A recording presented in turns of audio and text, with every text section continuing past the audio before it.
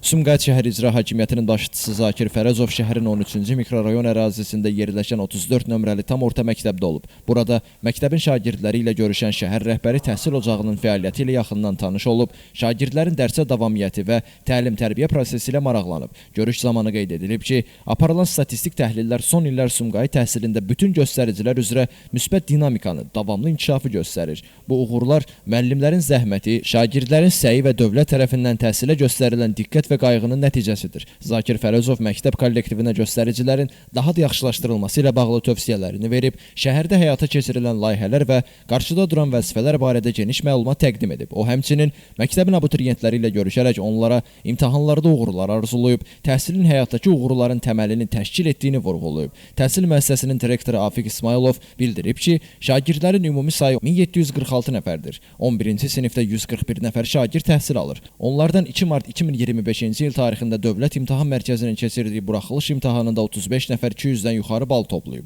Həmin şagirdlərdən 16 nəfəri 11 A sinifindəndir. Həmin sinifdən Məmmədləri Ayşə Qabil qızı isə hər 3 fəndən yüksək bal toplayaraq maksimal nəticə olan 300. Paşayev Əli Namiq oğlu isə 298,3 bal toplayıb. 35 nəfər şagirdimiz uğur qazanaraq Respublika Fənn müsabiqəsinin yarımfinal mərhələsinə keçib.